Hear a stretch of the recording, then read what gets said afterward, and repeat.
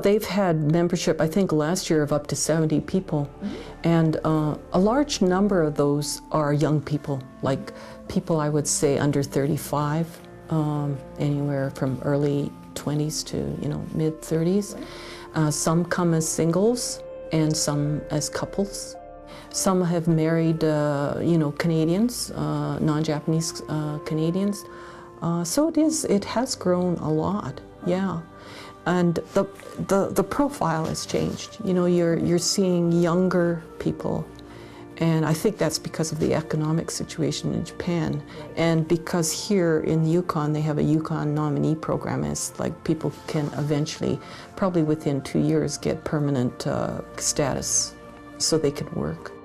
Up until then, they're on contract to an employer who, guarantees that they have a job and all that kind of stuff.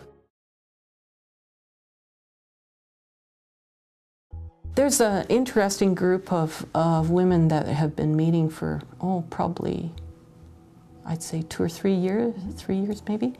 And a small group, 6, 8, 10 maybe at the most. And they just recently brought in a tea master from Vancouver.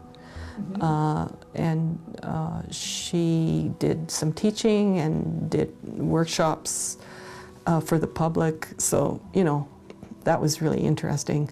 So they actually practice the ceremony, serving the tea and receiving the tea, and then there's other peripheral things related to it, like you could get into wearing the kimono properly and how to dress properly.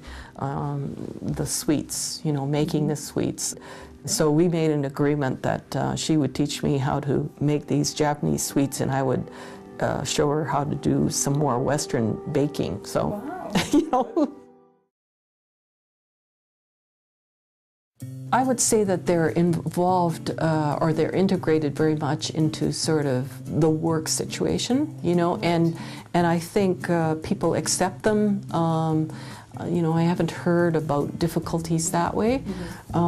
So I think from that point of view, but I think for some of the younger people whose maybe their English is not as advanced, it's more difficult for them. Right. Some of them are taking classes at the college, English classes.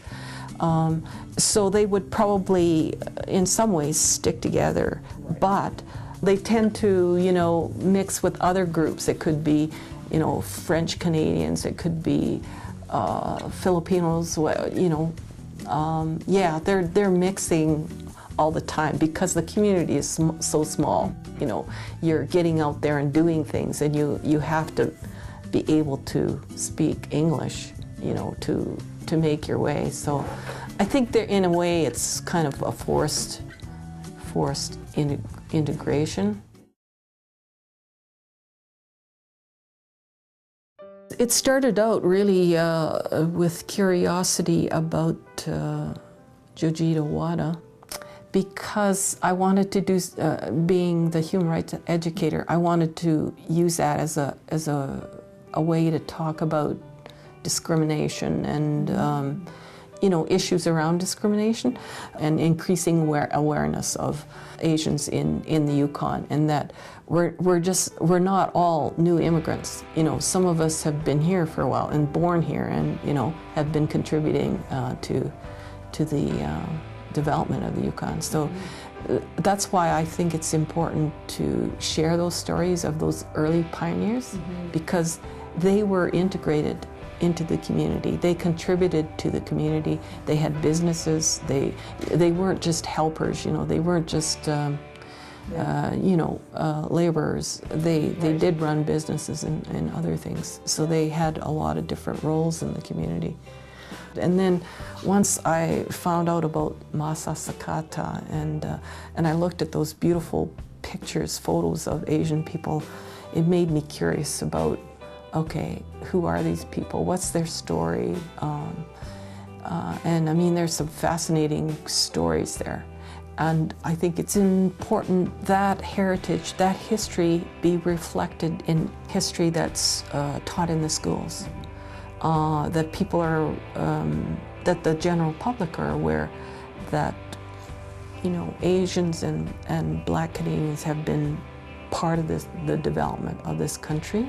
I guess for me personally, Japanese Canadian history is important to talk about that from a human rights perspective and from a non-discrimination social justice perspective. So I use stories as a way to teach about human rights. So this is what happened to somebody way back when.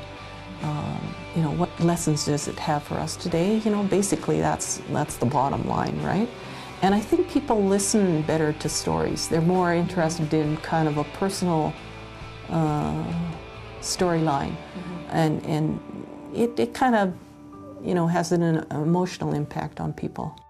So I like using stories, and I think it's important to document them and share them as much as possible. They can teach us lessons for the future.